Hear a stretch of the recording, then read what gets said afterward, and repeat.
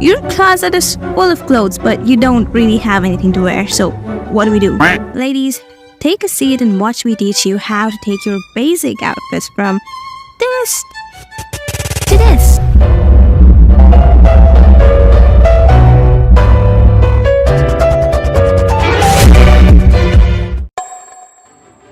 Putting together an outfit that works for you is down to 4 key points. Firstly, there are 2 types of colors, neutrals and everything else. Well, neutral is about neutrals. They are not just good, they are divine. They're the easiest to work with. It is so much easier to mix and match different pieces to create multi-dimensional outfits with neutrals. Because, they pretty much go with anything and everything. So yeah, neutrals are great, but what if you want some real colors in your outfit? The key is to know which colors go well together. So let me tell you about this little thing called a color wheel. Colors that are directly opposite one another are complementary colors, and when put together, they help create a bolder look and give contrast to your outfits. And colors that are next to each other on the color wheel are analogous and match well together to create a very subtle and cohesive outfit. So how do you go about this? You could use 2 neutrals, that is 1 neutral with another neutral. You could use 1 neutral with a non-neutral, or you could use 3 neutrals together. But, there's a catch to it. The key to wearing color is to figure out which colors you love wearing the most and which ones flatter your skin tone the best. Wearing the right colors will make you look more radiant and glowing. The wrong ones will make you look like a half-cooked egg. So how do you find your underlying skin tone? The first method is to just check your veins. If there are more of blue and purple veins, you have a cool undertone. If there's more of green and olive veins, then that means you have a warm undertone. And if it's a mix of both, then you have a neutral undertone and the world is an oyster for you in terms of fashion.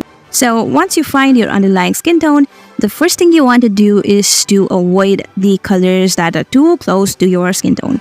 But that's not it. You also need to find out what colors actually flatter your skin tone. So these are some of the colors that flatter warm skin undertones, and these are some of the colors that flatter cool undertones. Second chapter, playing with the proportions and the silhouette. If you've ever looked at your outfit and felt like something is off, then the chances are that the proportions of your outfit are crusty-dusty. In outfit terms, we can use the rule of thirds to break our outfit into 3 or more aesthetically pleasing parts. Now, your clothes have the ability to completely change the way you look, but only if you know how. Look at these high-waisted pants. What can they do? They create an illusion by making your legs look longer and slimmer. The high-fitted waist not only makes your waist look narrower, but also adds a solid vertical column, which makes your legs look longer. In general, wearing high-waisted pants in ankle or floor-length pants will make you look taller and leaner. Pairing these with cropped, fitted, and tuck tops or highlighting your waistline using a belt would only make it better. You can always tuck your top the way you think it will flatter you, fully on one side or just at the front. You can use contrasting colors for better results. A monochromatic outfit creates a cohesive look which keeps the eye running up and down. It's basically the column logic all over again. Try playing with the textures to contrast between the top half and the bottom half. By the way, pro tip, if your shoes are the same color as whatever is covering your legs, it will basically create a seamless flow from your waist to toes, and that will make you look taller. Now, you might have seen yourself complaining that oversized clothes don't look good on me. Baggy on baggy can make you look like a balloon, and tight on tight is just awkward. So baggy with tight clothes is just perfect. A baggy top with a tight bottom or a tight top with a baggy bottom. The importance of the fabric. Now watch this closely. At the first glance, there is nothing wrong with this outfit. But if you look closely, it's thin and it looks cheap.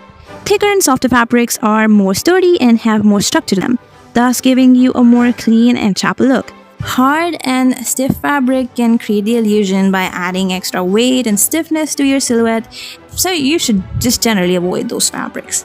Everything until now was just the base of the pizza. Adding that final extra level of depth and dimension to your outfits will make them look more finished and cohesive. Accessorizing could mean using anything from bags, belts, blazers, coats, vests, watches, jewelry, a hat, shoes, or even headphones nowadays. There's no limit to how much they can spice up your outfit. If you have pieces like these that can go with the majority of the other pieces in your outfit, girl, you're set. For garnish, add a bit of confidence and sass to your outfits, and it's complete. Uh, God, oh, what is that? is that? Is that my love for you? Subscribe.